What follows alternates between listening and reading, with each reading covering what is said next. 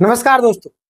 सहायक आचार्य भर्ती में धीरे धीरे मामला बहुत ही ज्यादा पेचीदा होते जा रहा है और आज पारा शिक्षकों का भविष्य खतरे में नजर आ रहा है। आज की इस वीडियो से आपको साबित हो जाएगा, जो लोग अंतिम तक टिकेंगे उनको पता चल जाएगा। लेकिन ध्यान दीजिए, यहाँ पे कई सारे चमचे लोग आ जाते हैं जो हमें विरोध करते हैं, बोलते हैं आप उनका विरोध क्यों कर रहे हैं। मैं अगर सही चीजें जानकारी दे रहा हूँ आपको तो उन चमचों से दूर रहे।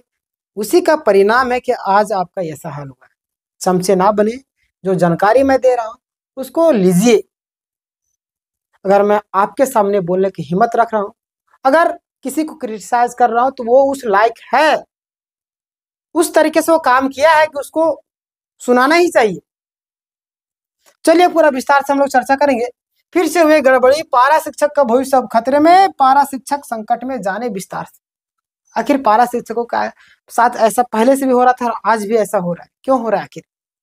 आज मैं आपको पहले पीडीएफ दिखा लेता हूँ, फिर आपको मैं सारी चीजें विस्तार से चर्चा करूंगा। सबसे पहले ये जो पीडीएफ है उसको देखिए, उसके बाद पीडीएफ को दिखाने के बाद मैं आपको पूरा एक्सप्लेन करूंगा सारी चीजों को। यहाँ पे आप देखिए, कुछ ही पलों में हमारे सामने ओपन हो जाएगा जितने भी कैंडिडेट है। ध्यान दीजिएगा, यहाँ पे देखिए कार्यालय जिला शिक्षक अधीक्षक यानी कि जिला समाहरणालय हजारीबाग। आपको पता है काउंसलिंग की प्रक्रिया स्टार्ट हो चुकी है ना? नहीं पता है तो जान लीजिए। ध्यान दीजिएगा, काउंसलिंग के दौरान काउंसलिंग टीम के द्वारा उठाई गई आपत्ति का निराकरण।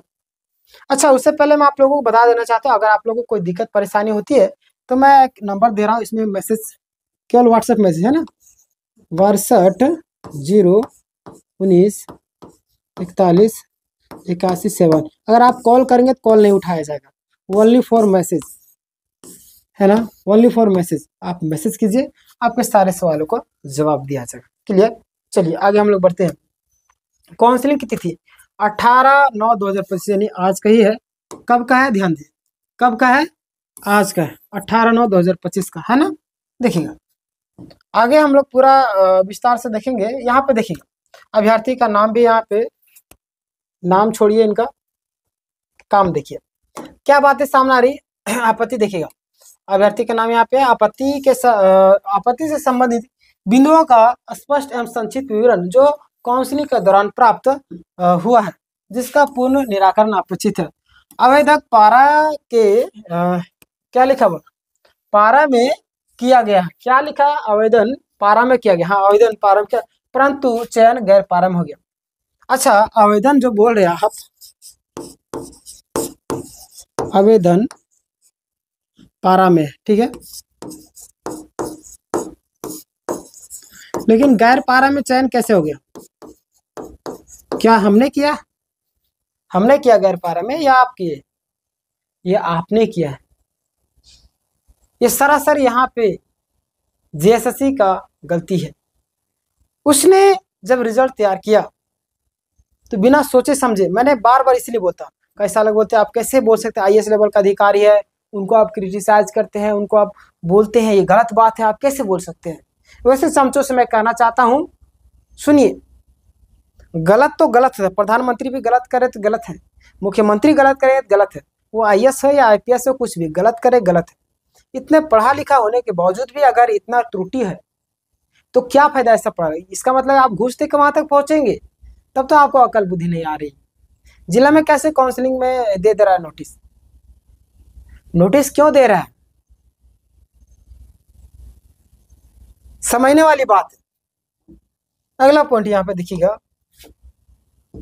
यहाँ पे क्या बातें सामने आ रही है। उपरोक्त आपत्ति पर अपना पक्ष सही 24 घंटे के अंदर में, वही चीज बोला 24 घंटे में उपलब्ध करा है हजारीबाग, उपलब्ध यानी कि हजारीबाग में जहाँ पे आपको दिया है कार्यालय में। अगर नहीं करते हैं तो आपका क्या कर दिया जाएगा? आपका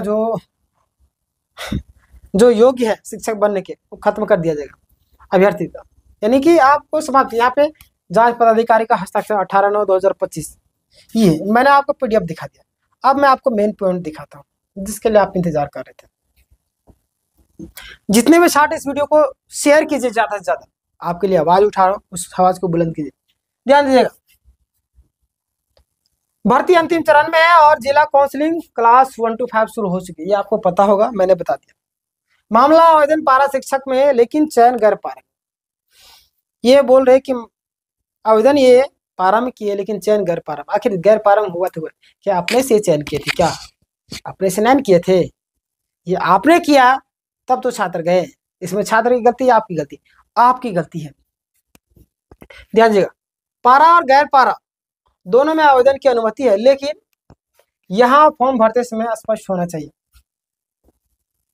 ध्यान दीजिए, पारा गैर पारा दोनों में आपका आवेदन करने की अनुमति थी, लेकिन ध्यान दीजिएगा फॉर्म भरते समय स्पष्ट हो जाए। अगर आप पारा से लेना चाहते तो पारा में, अगर गैर पारा तो गैर पारा में, कोई दिक्कत नहीं थी। लेकिन यहाँ पे देखिए, पिछले अगर वर्षों की बात करें, 2015 हो, 2016 हो, 2019 हो, 2024 में काउंसलिंग का जो अनुभव है उसके अनुसार क्या बातें सामने आ गई, ध्यान दीजिएगा। पारा में आवेदन करने वाले पारा में रखे जाएंगे, पारा में आवेदन करने वाले पारा में रखेंगे, उसको गैर पारा में कैसे भेज सकते हैं आप?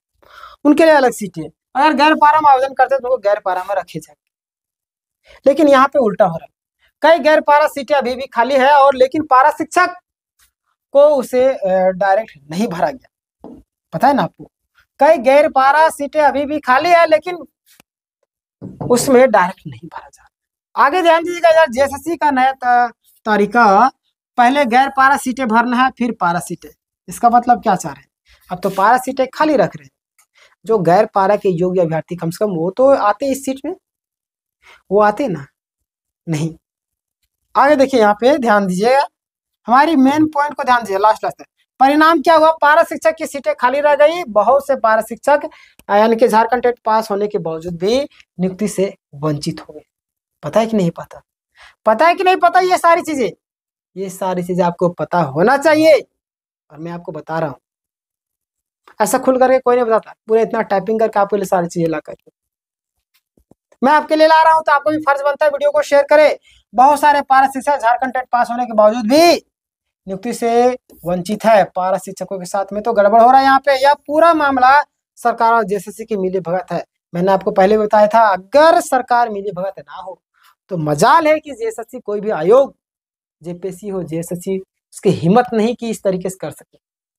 तुरंत निलंबित कर दिया जाएगा, तुरंत विघ्न कर दिया जाएगा, लेकिन नहीं, लोग को टेबल के अंदर से माल मिलता होगा। समझ रहे ना? समझ रहे कि नहीं समझ रहे होंगे। आगे देखिए, मेन पॉइंट क्या बोल रहे हैं कि यहाँ पे जिला शिक्षा अधीक्षक यानी कि डीएससी भी इस समस्या को नोटिस कर रहे हैं। डीएससी भी इस समस्या को नोटिस कर रहे हैं, लेकिन कोई फायदा नहीं। पॉइंट नंबर 10 ध्यान दीजिएगा। फिर यहाँ पे कीड़ा कोई बैठ गया क्या? ये लोग पूरा परेशान किए हुए।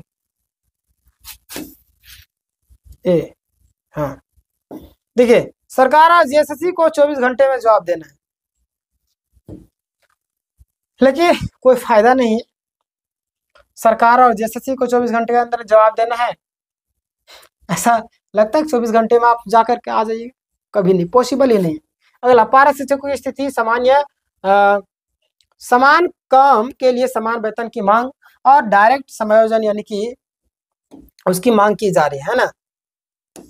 अगला पॉइंट देखिए, पारा यानी कि सरकार जो जानबूझकर 50-50 का खेल खेल रही है, सीट खाली छोड़कर उम्मीदवारों को लड़ाने के काम कर रही है। मैंने आपको पहले भी बताया था और ये बातें सामने आ रही।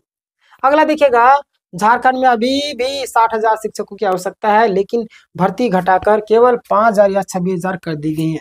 सॉरी, 500 या 26,000 कर दी गई है ना।